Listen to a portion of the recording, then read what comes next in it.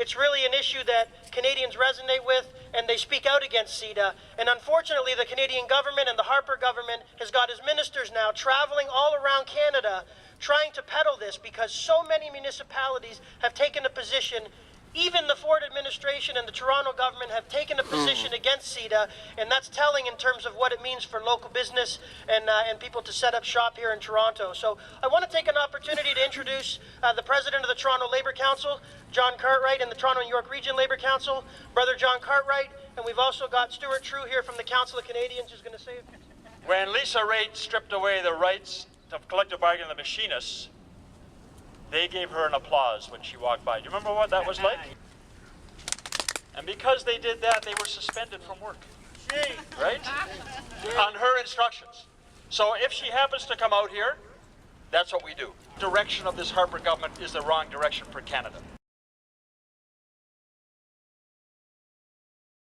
Because everything that the Harper government has been doing since they were first elected as a minority government, as they started to sell off this country's sovereignty for corporate privilege. The trade deals that they've done in places like Colombia, where trade unionists are murdered every week for simply standing up for working people, is despicable, but it's part of what this government cares about more, is mining corporations, Canadian mining companies, going and operating in Colombia, than they care about working people whose communities are being devastated. When they've stripped the protection of seniors and the OAS and said that's going to be 65, no, it's now going to be 67 before you can get on old age security. They're taking this country in the direction that says that hardworking people are going to have to work till they drop before they get to retire with dignity, and that's wrong. That's the direction this Harper government is taking us. When they've intervened in the postal workers and stripped away their right to bargain, they were stripping away fundamental civil rights of Canadians. That's the direction this Harper government is taking us. And now they're trying to impose CETA through the back door. And they're trying to involve in the Pacific trade deal through the back door. At least with the first U.S.-Canada free trade deal, there was an election and a vote. And although that was a crooked election because big business poured millions of dollars into saying it won't hurt, we've seen what happens. The Canadian Manufacturers Association predicted, the president, that if that trade deal came in, we would have to reduce our unemployment insurance plans, our workers' compensation plans, our labor laws, and everything to match the lower standard of U.S. And that has all come to reality. All come to reality. Half of unemployed Canadians can't get EI anymore.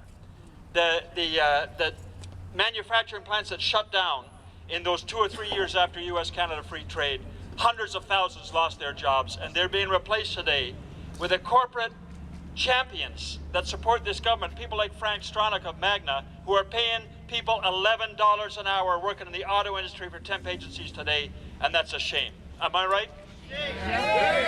Shame. And now we have the outrageous example of foreign temporary workers being brought to this country with no rights as indentured servants, where they can't say anything about health and safety, about conditions they're working in.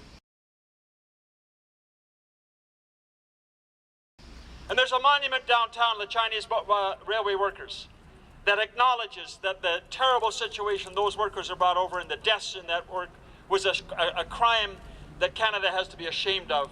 But we also pay tribute to the courage of those men that came over here and built this country. Well, they're now bringing indentured workers with almost as little rights as those people over 100 years ago. Hi, everyone. On behalf of the 75,000 members of the Council of Canadians across this country, I stand here in solidarity with you all to oppose this completely ridiculous, completely unreasonable free trade deal the Harper government is working on right now with Europe. The reason we're fighting this trade deal is, well, you know, it's not a trade deal for people. Free trade, the example in Canada, has shown that this is a poor way to create jobs. In fact, it sucks jobs out of the country, sucks jobs out of all countries. It's a poor way to increase living conditions. It actually has resulted in the past 30 years of this experiment, has resulted in growing inequality around the world, has resulted in the emptying out of Canada's manufacturing base, especially in this province here. And to think that we can just sign another free trade deal with the European Union, with an economy even bigger than the United States, and everything's going to be different, everything's going to be beautiful. It's pure insanity from this government. We've done reports showing that CETA is actually going to result in a job loss here in Canada. As many as 150,000 people will lose their jobs. This is going to make us more reliant on resource exports we've seen over the past little while. It's going to gut our manufacturing base. It's going to reduce options for our local government. But the fact is there are no barriers to trade with Europe. It's an open market already. We do business there. We trade with them. Our companies set up shop and do business there.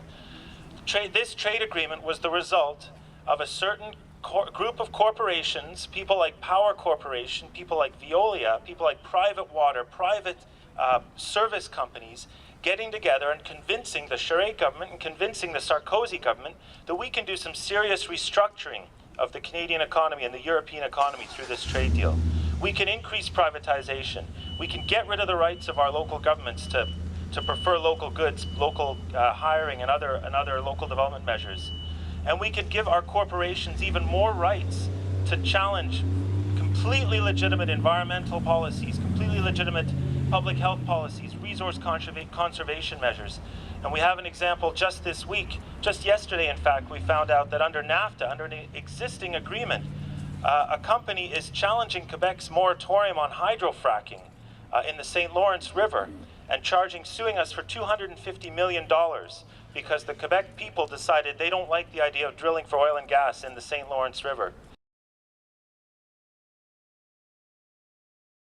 This is exactly who these trade deals are for. It's for multinational corporations to undermine our options as communities. CETA is going to contain, and this is where the municipal work comes in and the strong municipal work we've all been doing.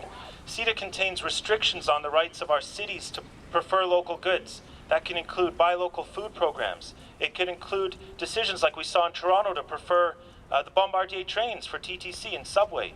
It can include local content requirements on things like green energy, right? Where we have in Ontario this idea that if you want to supply wind and solar power in the province, you got to make the stuff here.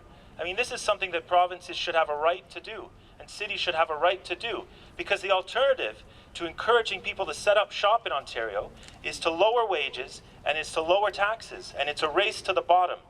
What we can't afford to do that anymore with the European Union. This thing is just going to destroy our opportunities to create sustainable jobs in this province. And that's why we've seen municipalities across Canada, including Toronto, saying they don't want anything to do with this trade deal.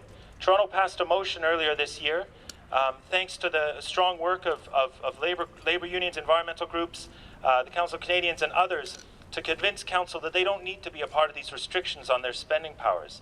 They need to retain that right to buy locally, to encourage job growth locally. And they agreed with us, and they said, absolutely, we should be excluded from this deal. And you want to know why Lisa Raitt's in there right now, trying to convince everyone that this is a beautiful deal for Canada? It's because of that work. It's because we've been fighting back, because people know that we're right. Our cities know that we're right.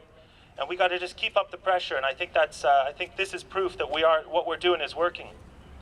CETA is also going to lock in privatization of our public services. And in fact, it's not even the European Union that is insisting on this in the trade deal. It's Canada. It's the Harper government going to Europe and saying, we want you to lock in privatization, make it impossible for you to bring back public water systems back into public hands, to bring back transit systems into public hands, to maintain a public postal service in Canada. There's enormous threats to our public services at the local level in this trade deal that this government is misleading Canadians about. And finally, as I said, this agreement is going to give European companies the same rights Harper wants to give Chinese companies, that the past Canadian governments have given American companies, to sue the Canadian government whenever a policy gets in the way of their profits. This is going to happen, as we see in Quebec. It's going to happen when we say no to damaging fracking projects under the St. Lawrence. It's going to say no when we say no to pipelines. They're going to be able to sue us. And think of all the European investment going into the tar sands, going into these damaging mining projects, environmental projects. Even there's a case in Europe where the German government decided that it didn't want to produce nuclear power anymore. It wanted to move away from nuclear power and go to more renewables. A company using these exact same investor rights, a company from Sweden said, like hell you're going to do that. We're suing you for about 3 billion euros. Simply because the people of Germany said in the wake of the Fukushima nuclear disaster, we've had enough. We want to change our minds. We want to go in a different path. These trade agreements lock in an unsustainable path that just leads to inequality and corporate power. It stops us from going down that different path, and that's why we have to stand here opposed to CETA, opposed to these other trade deals with China, with the FIPA, and to continue to push. And I think this shows us, this propaganda campaign that these conservatives are going on now this week, shows us that we're having an effect, and we just have to keep pushing. In fact, the Trade Minister, Ed Fast, is going to Brussels next week to make some final sellouts to the European Union to make sure this deal gets done quickly. Latest, you might have seen in the news this week that CETA is actually going to increase the cost of our drugs in Canada by as much as $3 billion annually. This is a trade deal where they say it's going to give us about $12 billion in added GDP. That's a one-shot $12 billion boost, by the way. Studies after that show it's about half that at best. It's either a quarter to half of that. So we're looking at $3 billion to $6 billion, one-shot boost. But we have to pay for that with a $3 billion annual rise in our drug costs. Is there any economic sense to this? No. This is a complete sellout. This is another proof that this government doesn't know how to sign good deals with anybody. It can't sign good deals with the United States. It has signed a terrible trade deal with China, and this is the latest in the bunch. So I encourage us to just continue this struggle and actually to ramp it up over the next little while as these last few days, these last few months before this government wants to sign it, probably wants to rush it through Parliament. We can't let that happen. We are increasing in strength, and we can actually win this one. So thanks very much. Okay. The deal being done in secret. Minister, why not listen to 40 municipalities? Why not listen to 40 municipalities, Minister? Yeah.